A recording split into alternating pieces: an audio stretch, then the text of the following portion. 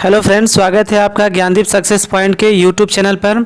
जैसा कि आप जानते हैं कि बिहार पुलिस की नई वैकेंसी 21,391 जो आई है वह इसकी परीक्षाएं भी अब काफ़ी निकट हैं। इसी को मद्देनज़र रखते हुए एक ऐतिहासिक का महत्वपूर्ण वीडियो लेकर आए हैं जो आपके परीक्षा के लिए काफ़ी ज़्यादा हेल्पफुल होने वाला है। साथ ही साथ अगर आप इस चैनल पर पहली बार विजिट कर रहे हैं तो इस चैनल को सब्सक्राइब जरूर कीजिएगा। तो आइए हम लोग समय गंवाए बिना सीधे वीडियो पर चलते हैं। तो आइए हम लोग पहले प्रश्न की ओर चलते हैं। सर्वेंट ऑफ इंडिया सोसाइटी के संस्थापक कौन थे? मदन मोहन मालवीय, सरोजिनी नायडू, जस्टिस रनाडे, गोपाल कृष्ण गोखले।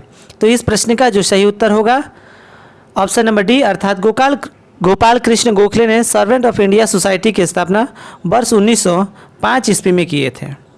अगर बात की जाए सरोजिनी नायडू की, तो सरोजिनी नायडू भारतीय राष्ट्रीय कांग्रेस की पहले भारतीय महिला अध्यक्ष थी। अगर बात की जाए पहले महिला अध्यक्ष की तो उनका नाम एनी बेसेंट था। ठीक है, अब हम लोग नेक्स्ट प्रश्न की ओर चलते हैं। अष्टाध्यायी के लेखक थे। ऑप्शन है वेद व्यास, पाणिनि, सुखदेव, वाल्मीकि। तो इस प्रश्न का जो सही उत्तर होगा ऑप्शन नंबर बी अर्थात पाणिनि ने अष्टाध्यायी की रचना की। लगभग 500 ईसा पूर्व में पाणिनि द्वारा अष्टाध्यायी की रचना किया गया था। इसके अंतर्गत मौर्य काल से पूर्व भारत के सामाजिक, राजनीतिक, धार्मिक दशाएं क्या थी, इनका वर्णन इसमें किया गया है। रामायण की रचना वाल्मीकि के द्वारा किया गया था। अब नेक्स्ट प्रश्न की ओर चलते हैं।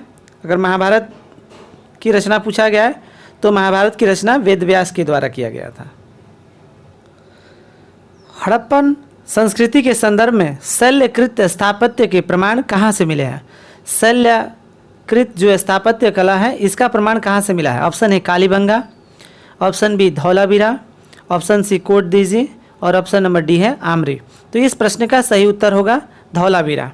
धौलावीरा से शैल स्थापत्य का प्रमाण मिला है। ये धौला जो वीरा है ये गुजरात राज्य में स्थित है। ठीक है, गुजरात राज्य में स्थित है।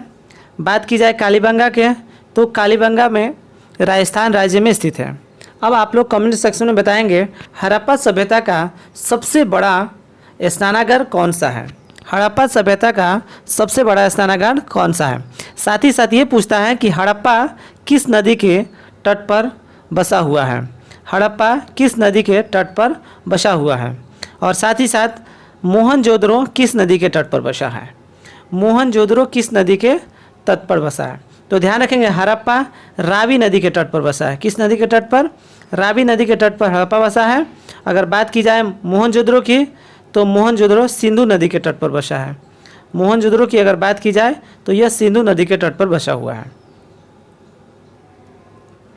निम्नलिखित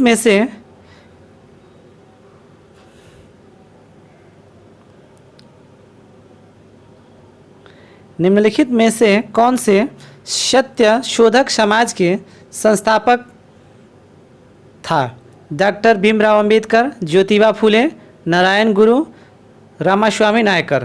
तो इस प्रश्न का जो सही उत्तर होगा वो ऑप्शन नंबर बी अर्थात ज्योतिबा फुले के द्वारा सन 1873 ईस्वी में, ध्यान रखेंगे सन 1873 ईस्वी में महाराष्ट्र राज्य में सत्य शोधक समाज की इन्होंने स्थापना की है। साथ ही साथ वर्ष 1872 ईस्वी में इन्होंने एक पुस्तक जिसका नाम गुलामगिरी है इसकी रचना इन्होंने किया थे। तो कभी कभार पूछता है गुलामगिरी की रचना किसने किया? तो गुलामगिरी की रचना ज्योतिबा फुले द्वारा की गई है। प्राचीन काल में निशाका से जाने जाते थे स्वर्ण आभूषण को, गायों को, तांबे के सिक्के, चांदी के सिक्के। तो इस प्रश्न का जो सही उत्तर होगा स्वर्ण आभूषणों को निशाका के नाम से जाने जाते थे।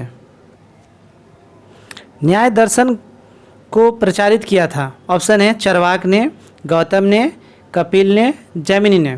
तो न्याय दर्शन के जो प्रवर्तक थे वह गौतम थे। ठीक है, और सांख्य दर्शन की बात की जाए तो सांख्य दर्शन के जो प्रवर्तक थे वह कपिल मुनि थे। भगवान महावीर का प्रथम शिष्य कौन था? जमाली, यशोद, विपिन, प्रभास। तो इस प्रश्न का जो सही उत्तर होगा जमाली। जमाली उनके दामाद थे और साथ साथ महावीर का जो बचपन का नाम था वो वर्धमान था। इनका जन्म एक राजसी परिवार में हुआ था और इनका परिनिर्माण पावापुरी में है। इनका परिनिर्माण पावापुरी में हुआ है। 1857 में किसने इलाहाबाद को आपातकालीन मुख्यालय बनाया? Lord Canning, Lord Cornwallis, Lord Wellesley, Lord William Bentinck. तो इस प्रश्न का जो सही उत्तर होगा ऑप्शन नंबर ए अर्थात लॉर्ड कैनिंग, क्योंकि उस समय लॉर्ड कैनिंग ही भारत का वायसराय थे और इन्होंने ही इसकी आपातकालीन राजधानी इलाहाबाद को बनाई थी। 1857 क्रांति के समय जो इलाहाबाद से नेतृत्व कर रहे थे उनका नाम था लियाकत अली और अंग्रेजों की तरफ से जो नेतृत्व कर रहे थे उनका नाम था कर्नल नील। अब हम लोग नेक्स्ट प्रश्न की ओर चलते हैं। ब्रह्म समाज किस सिद्धांत पर आधारित है? एकेश्वरवाद, बहुईश्वरवाद, अनीश्वरवाद, अद्वैतवाद। तो इस प्रश्न का जो सही उत्तर होगा ऑप्शन नंबर ए अर्थात एकेश्वरवाद पर ब्रह्म समाज आधारित है। ब्रह्म समाज की स्थापना 1828 ईस्वी में राजा राम मोहन राय द्वारा किया गया था। साथ ही साथ राजा राम मोहन राय पश्चिमी शिक्षा के समर्थक थे और वह भारत में पुनर्जागरण के जनक भी माना जाता है। निम्नलिखित में से किस भाषा में द इंडियन ओपिनियन पत्र नहीं छापा जाता था? ऑप्शन है अंग्रेजी, गुजराती, तमिल, उर्दू। तो इस प्रश्न का जो सही उत्तर होगा ऑप्शन नंबर डी अर्थात उर्दू। जो इंडियन ओपिनियन पत्रिका है ये दक्षिण अफ्रीका में छापा जाता था। ये जो पत्रिका है यह अंग्रेजी, तमिल और गुजराती तीनों ही भाषाओं में छापा जाता था। किसने भारतीय राष्ट्रीय कांग्रेस के विरुद्ध अनुनय विनय और विरोध की राजनीति का दोष लगाया था? ऑप्शन है बीजी तिलक यानी बाल गंगाधर तिलक, M.A. जिन्ना, Mohammad Ali Jinnah, S.C. Bose, Subhash Chandra Bose, Annie Besant. तो इस प्रश्न का जो सही उत्तर होगा ऑप्शन नंबर ए अर्थात बाल गंगाधर तिलक। बाल गंगाधर तिलक ने ही राष्ट्रीय कांग्रेस के विरुद्ध में अनुनय विनय करने वाली संस्था करार दिया था। और आप जानते हैं कि वर्ष 1907 ईस्वी के सूरत अधिवेशन में कांग्रेस की पहली फूट हुआ था जिसमें गरम दल और नरम दल दोनों अलग हो गए थे। ठीक है, तो इस प्रश्न का जो सही उत्तर होगा ऑप्शन नंबर ए। निम्नलिखित में से किसने दिल्ली में खगोलीय वेधशाला जिसे जंतर मंतर कहते हैं इस बनवाई थी? ऑप्शन है अकबर, शाहजहां, सूरजमल, जयसिंह द्वितीय। तो इस प्रश्न का जो सही उत्तर होगा ऑप्शन नंबर डी अर्थात जयसिंह द्वितीय ने ही खगोलीय वेधशाला की जिसे जंतर मंतर कहा जाता है इसका निर्माण दिल्ली में किए थे। निम्नलिखित सत्याग्रह में से किसका नेतृत्व महात्मा गांधी ने नहीं किया था? ऑप्शन है भारत छोड़ो आंदोलन, सविनय अवज्ञा आंदोलन, बारदौली आंदोलन, खेड़ा आंदोलन। तो इस प्रश्न का जो सही उत्तर होगा ऑप्शन नंबर सी अर्थात बारदौली किसान आंदोलन का नेतृत्व महात्मा गांधी ने नहीं किया था बल्कि इसका नेतृत्व सरदार वल्लभ भाई पटेल ने किया था। सरदार वल्लभ भाई पटेल। ध्यान रखेंगे इसी आंदोलन की सफलता ने ही पटेल को सरदार की उपाधि प्रदान किया था। किस भारतीय राष्ट्रीय आंदोलन का शीर्ष गीत बना वंदे मातरम? ऑप्शन है चंपारण आंदोलन, सविनय अवज्ञा आंदोलन, असहयोग आंदोलन, स्वदेशी आंदोलन। तो इस प्रश्न का जो सही उत्तर होगा वह ऑप्शन नंबर डी अर्थात स्वदेशी आंदोलन। स्वदेशी आंदोलन वर्ष 1905 ईस्वी में बंगाल विभाजन के विरोध में किया गया था और उसी का शीर्ष गीत बना था वंदे मातरम। ध्यान रखेंगे वंदे मातरम